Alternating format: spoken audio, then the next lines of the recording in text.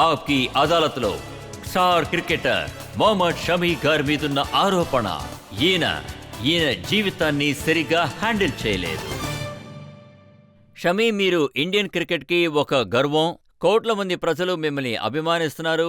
ఇక్కడ కూడా మీకు చాలా మంది ఫ్యాన్స్ ఉన్నారు. కానీ మీ కెరియర్ పీక్లో 2018లో మీరు కోచ్ రవిశాస్త్రి గారి దగ్గరికెళ్ళి నేను క్రికెట్ వదిలేయాలనుకుంటున్నానని అన్నారు. బెంగళూరు ఎన్సీఏలో జరిగింది. ఆ టైంలో 2015లో నాకు ఇంజురీ జరిగింది. ఆ తర్వాత కొంచెం అప్ అండ్ డౌన్ ఇష్యూస్ అన్నీ ఉన్నాయి. నా సిచ్యువేషన్ ఎలా ఉందంటే అప్పుడు 2 కిలోమీటర్లు కూడా నేను పరిగెత్తలేను. ఆ మోకాలు వామ్ అవుతుంది, ఇంకా స్వెల్లింగ్ అవుతుంది. మీరు పరిగెత్తకూడదని డాక్టర్ చెప్పారు, ఎక్కువ స్ట్రెయిన్ చేయకూడదని చెప్పారు. ఫిట్నెస్ ట్రైనింగ్లో చూస్తే వెళ్ళి వచ్చేలాగే ఉంటుంది. ఆయన పరిగెత్తకూడదని చెప్పారు, కానీ నేను 2 కిలోమీటర్లు పరిగెత్తాను. అప్పుడు స్వెల్లింగ్ అయిపోయింది. అప్పుడు ఆఫ్ఘనిస్తాన్ వాళ్ళతో టెస్ట్ మ్యాచ్ ఉందనుకుంటా బెంగళూరులో. అప్పుడు నేనేమనుకున్నానంటే ఏంట్రా లైఫ్ ఇది, మీ క్రికెట్ ఆడేటప్పుడే నాకు ఇంజురీ అయ్యింది, మీ డాక్టర్స్ దగ్గర నేను ట్రీట్మెంట్ తీసుకుంటున్నాను, మీరు నన్ను బాల్ వేయమని చెప్పండి, ఎన్ని బాల్స్ కావాలంటే అన్ని బాల్స్ వేస్తాను. ఏదైనా కానీ ఇప్పుడు ఈ టెస్ట్ నా మోకాలికి ఏమీ జరగలేదు. అందువల్ల ఒకరోజు మ్యాచ్కి ముందే నేను చెప్పాను, డాక్టర్ వద్దని చెప్పారు, సో నేను ఆడలేను అని చెప్పాను. మీరు నాకు వేరే టెస్ట్ మ్యాచ్ ఇవ్వండి అని చెప్పాను. దానికి వాళ్ళు ఇప్పుడు యోయో ఆప్షనే ఉంది అన్నారు, ఇది ఖచ్చితంగా చేయాలన్నారు. అప్పుడు నేను క్రికెట్ని వదిలేస్తానని చెప్పాను. అప్పుడు నేను ఆ మాటని కొంచెం కోపంగా చెప్పాను. మ్యాచ్ అయిపోయింది. ఆ తర్వాత ఇద్దరు నడుచుకుంటూ వచ్చారు, భరత్ తరుణ్ సార్ ఇంకా కోచ్. వాళ్ళు ఏమన్నారంటే, కోప్పడొద్దు, నీకు క్రికెట్ ఎంత ఇష్టమో మాకు తెలుసు, నేను అందువల్లే చెప్తున్నాను, నన్ను అర్థం చేసుకోవాలి. ఎప్పుడు ఎవరు ఒకే ఫేస్లో ఉండలేరు, ఇలాగ ఉన్న వాళ్ళకి వేరే ఒక టెస్ట్ చేయండి. వాళ్ళేమన్నారంటే, ముందు నువ్వు కోప్పడద్దు, నువ్వు ఈ మ్యాచ్ ఆడొద్దు, నువ్వు నీ ఫిట్నెస్ని ఇంప్రూవ్ చేయి, ఆ తర్వాత చూద్దామని చెప్పారు. ఇదే అప్పుడు జరిగింది. అలాగే ఇంకో సందర్భంలో చూసారంటే ఫ్యామిలీలో ప్రాబ్లమ్స్ వచ్చాయి. మీ వైఫ్ మీ మీద చాలా ఆరోపణలు వేశారు, మీ మీద డొమెస్టిక్ వైలెన్స్ కేసు పెట్టారు, 498 కేసు పెట్టారు, పోలీస్ స్టేషన్ కూడా వెళ్లాల్సొచ్చింది. ఆ సమయంలో మీ మనసు విరిగిపోయిందా? చాలా బాధగానే అనిపించింది. కానీ లైఫ్లో ఇది కూడా ఒకటి, మనకేదో ఒకటి నేర్పిస్తూనే ఉంటుంది. లైఫ్లో ఎటువంటి విషయాలు జరుగుతూ ఉంటాయంటే, మనిషి లోపల మనం ఎంత తప్పు చేసావరా అనే అనుకునే ఒక టైం ఉంటుంది. నేను ఒప్పుకుంటున్నాను, నా లైఫ్లో ఒక పెద్ద తప్పు చేశానంటే అది ఇదే. అండ్ లైఫ్లో ఇటువంటి తప్పు మళ్ళీ నేను ఇంకెప్పుడు చేయను. కానీ మీరు చూసారంటే ఆడేటప్పుడు అందులోనూ ఫోకస్ చేయాలి, అలాగే మెంటల్ స్ట్రెంత్ కూడా చాలా ముఖ్యమైనది. మీరు ఈ రెండు విషయాల్ని అసలు ఎలా బ్యాలెన్స్ సార్, చేశారు? అది చాలా బాధాకరమైన విషయమే. అది ఏంటంటే పించ్ చేయాల్సిన విషయం. అది మనల్ని డిస్టర్బ్ చేసే ఒక విషయం. అది ఈ కాంపిటేటివ్ గేమ్ ఆడేటప్పుడు చాలా ఇబ్బందిగా ఉంటుంది. రెండు పక్క స్ప్లిట్ చేసి ఆడటం, ఇక్కడ ఏం జరుగుతుంది, అక్కడ ఏం జరుగుతుంది, పైనుంచి గేమ్కి సంబంధించి మెంటల్ ప్రెషర్ కూడా ఉంటుంది. షమీ, నాకు బాగా గుర్తుంది, ఆ టైంలో మీరు ఫ్యామిలీ డిస్ప్యూట్ విషయంలో మాట్లాడి తేల్చుకోవాలని ఎంతగానో ట్రై చేశారు. నేను ట్రై చేశాను, కానీ ఇంట్లో గొడవలు జరుగుతాయని అంతలా ఎక్స్పెక్ట్ చేసి ఉండను. అందులో ప్రత్యేకంగా మన దేశం కోసం ఆడేటప్పుడు అన్వాంటెడ్ స్ట్రెస్ అంతా తీసుకోకూడదు. నేను ప్రయత్నం ఖచ్చితంగా చేశాను. ఆ తర్వాత అన్నీ వాళ్ళ చేతిలోనే ఉంటాయి, వాళ్ళకి ఏది నచ్చిద్ది ఏది నచ్చదు. ఇంట్రెస్ట్ లేకపోతే ఏం చేస్తాం, మనం నిదానంగానే ఉండాలి. ఎందుకంటే ఇది సోషల్ మీడియా కాలం, పబ్లిక్ డొమైన్లో అన్ని విషయాలు వచ్చేస్తాయి. చాలా దారుణంగా మాట్లాడతారు, ఇష్టం వచ్చినట్టు కథలు అల్లుతూ పోతారు. సార్, అన్వాంటెడ్ విషయాలన్నీ మాట్లాడుతున్నారు, ఇప్పుడు జరగనివి కూడా జరిగినట్టు చూపిస్తున్నారు. అది చూస్తుంటేనే నాకు కొంచెం భయంగా ఉంది. జరిగినట్టు చూపించడం. ఈరోజు కూడా ఒక ఫోటో ఒకటి చూశాను, అసలు నేను అక్కడికి ఎప్పుడు వెళ్ళానో నాకే తెలియడం లేదు. సో ఇలాంటి విషయాలన్నీ వస్తున్నాయి. అది చూశారంటే నా మీద మోపబడిన ఆరోపణలు చూశారంటే గడిచిన 6-7 సంవత్సరాలుగా ఒక టెర్రరిస్ట్ పైన కూడా ఇటువంటి ఆరోపణలు వాళ్ళు ఎప్పుడు వేసి ఉండరేమో మరి. సో ఇందులో మనం ఏమీ చేయలేం. కానీ ఇందులో మంచి విషయం ఏంటంటే, మీ గురించి తెలిసిన వాళ్ళు, మిమ్మల్ని అర్థం చేసుకున్న వాళ్ళు, మీతో ఆడేవాళ్ళు, కపిల్ దేవ్, మహేంద్ర సింగ్ ధోని, విరాట్ కోహ్లీ అందరూ పబ్లిక్లో చెప్పారు షమీ గారి గురించి. ఇవి ఏవైనా కానివ్వండి, డొమెస్టిక్ వైలెన్స్ కానివ్వండి, బాధ పెట్టడం కానివ్వండి, ఖచ్చితంగా జరుగుండదంటున్నారు. సార్ మా ఇంట్లో ముఖ్యంగా ఆడపిల్ల పుడితే అబ్బాయిల కన్నా అమ్మాయిలు పుడితేనే దాన్ని మేము ఒక పెద్ద పండగలాగా చేసుకుంటాం. సో నాకు తెలిసినంత వరకు మా ఇంట్లో అబ్బాయిలు కూడా పుట్టారు, కానీ అమ్మాయిలు పుడితే అది మేము ఒక పెద్ద పండగలాగా చేసుకుంటాం.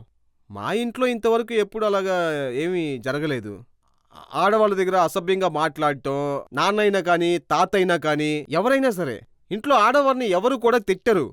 ఈ లేనిపోనివి సృష్టించడం ఇవన్నీ మా ఇళ్లలో అసలు జరగవు. సరే ఇదే విధి అని అనుకొని వెళ్ళిపోవడమే, జరిగింది జరగని అని. అటువంటి ఒక మైండ్ సెట్తోనే ఇప్పుడు నేను ఉంటున్నాను.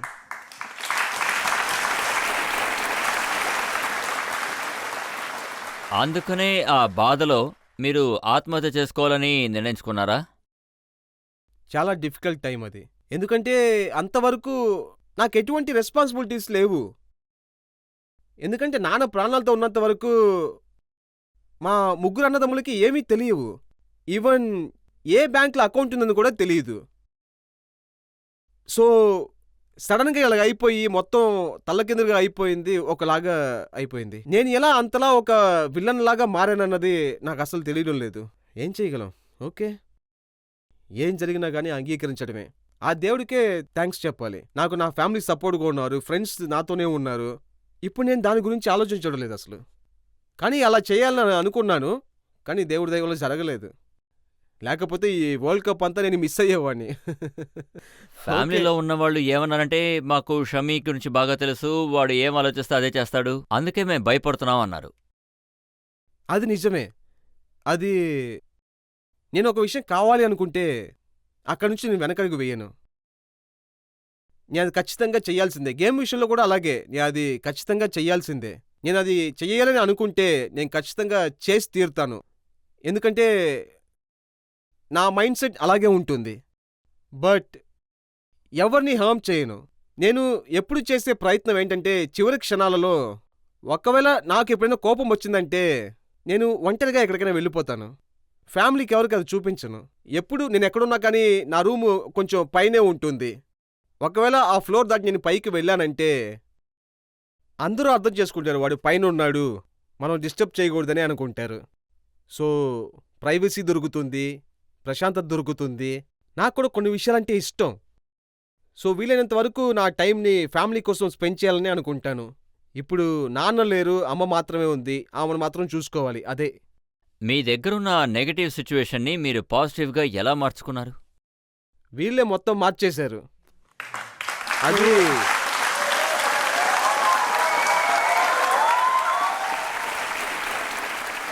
ఎందుకంటే నా మైండ్లో అటువంటి థాట్ ఒకటి వచ్చినప్పుడు నా లైఫ్ ఇంతటితో ముగిసిపోతుంది అనుకున్నాను.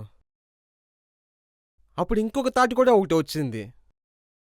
ఎందువల్ల నాకు ఇలాంటి ఒక పేరు వచ్చింది, ఎందుకు మీడియా నా వెనకాలే వస్తున్నారు, అదంతా వదిలేసి ఎందుకు నేను ఇది చెయ్యాలనిపించింది. ఆ థాట్లో ప్రేక్షకుల ప్రేమ ఇవన్నీ నాకు గుర్తుకొచ్చాయి.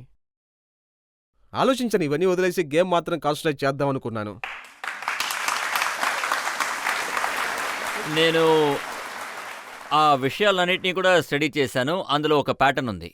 మీరు ఎప్పుడైతే సక్సెస్ఫుల్గా ఎదుగుతూ బాగా పర్ఫామ్ చేస్తున్నారో, సరిగ్గా ఆ టైంలోనే ఫేస్బుక్లో కానివ్వండి, ట్విట్టర్లో కానివ్వండి, మిమ్మల్ని బాధ పెట్టేలా ఏదో ఒక విషయం వస్తూనే ఉంటుంది.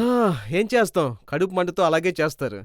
నాకు చాలాసార్లు అది జరిగింది. ఇప్పుడు బాగా అలవాటైపోయింది. ఇప్పుడు చాలామంది చెప్తూనే ఉన్నారు నా బిహేవియర్ మొత్తం మారిపోయిందని. ఇప్పుడు నాకు అది అలా అలవాటైపోయింది. ఏదైనా ఒక పెద్ద ఈవెంట్ జరిగినప్పుడు, లేదంటే బాగా పర్ఫార్మెన్స్ చేస్తున్నప్పుడు, లేకపోతే ఒక మంచి విషయం చేయాలనుకున్నప్పుడు అక్కడ పిన్ పాయింట్ అనేది చాలా ముఖ్యం. అందువల్ల ఇప్పుడు నేను మెంటలీ బాగా ప్రిపేర్ అవుతున్నాను.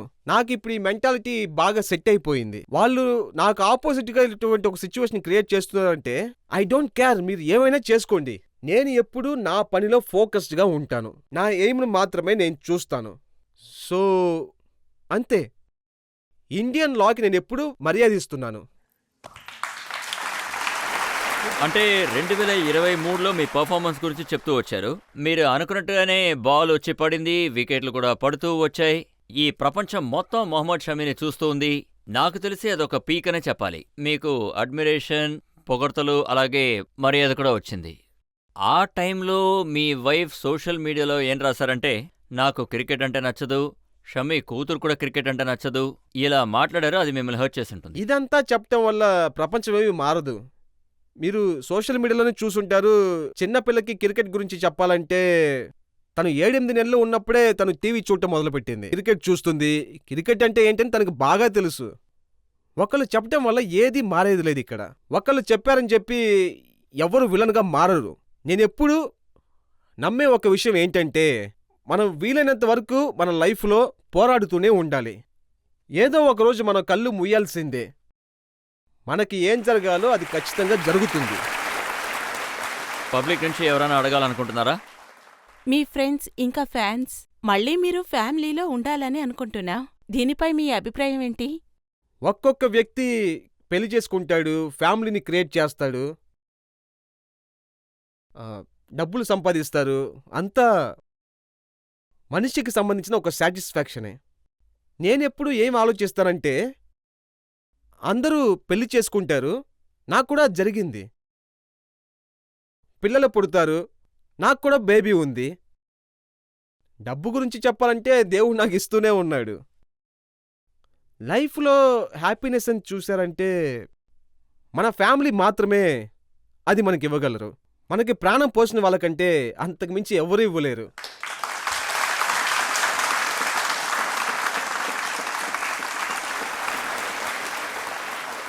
షమి, మీ పర్సనల్ లైఫ్ విషయాన్ని మీరు చాలా డిగ్నిటీతో హ్యాండిల్ చేశారు. మీ క్రికెట్ ఫ్రెండ్స్ అందరూ కూడా మీకు తోడుగా నిలబడ్డారు. ఇది నిజంగానే మెచ్చుకోదగ్గ విషయం. నాకు తెలిసినంత వరకు ఈ సమస్యని మీరు చాలా చక్కగా హ్యాండిల్ చేశారనే చెప్పాలి. ఇంకెవరైనా ప్రశ్న అడుగుతారా? రీసెంట్గా చూసినట్లయితే సోషల్ మీడియాలో మీ మీద చాలా మీమ్స్ వస్తున్నాయి. అది కూడా ముఖ్యంగా వరల్డ్ కప్ తర్వాత. మీమ్స్ గురించి చెప్పాలంటే నేను ఆ మీమ్స్ అన్నిటిని బాగా ఎంజాయ్ చేస్తాను. అండ్ అది ఎలా ఎంజాయ్ చేస్తానంటే, కొంతమందికి బాగా అసూయగా కూడా ఉంటుంది. కానీ ఒకళ్ళు నా వల్ల నవ్వగలుగుతున్నారంటే ఖచ్చితంగా నవ్వనివ్వండి. నేను ఆ విషయాన్ని అలాగే ఎంజాయ్ చేస్తూ ఉంటాను. నా వల్లే వాళ్ళు నవ్వుతూ ఉన్నారు. నా ప్రశ్న ఏంటంటే, వేరే కంట్రీలో మీకు ఆడడానికి అవకాశం దొరికితే మీరు ఏ కంట్రీ కోసం ఆడతారో చెప్పండి సార్. నేనేమైనా పిచ్చివాడినా? ఏం ప్రశ్న ఇది?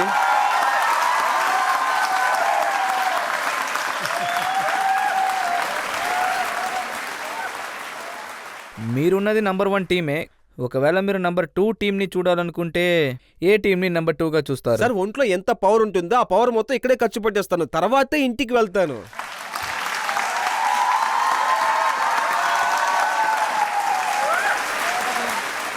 ఆట వదిలేయడం గురించి లేదా రిటైర్మెంట్ గురించి మీరు ఎవరితోనైనా డిస్కస్ చేశారా? ఎందుకు చేయాలి? అంతా బానే వెళ్తుంది కదా. షమి, చివరిగా ఒక ప్రశ్న అడగాలనుకుంటున్నాను.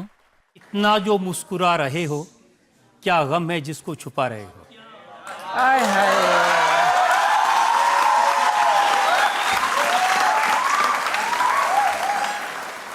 ఆ బాధ ఖచ్చితంగా మీకు కూడా నచ్చుతుంది. ఒకే ఒకసారి ఖచ్చితంగా వరల్డ్ కప్ గెలవాలి, అదే నా ఆశ.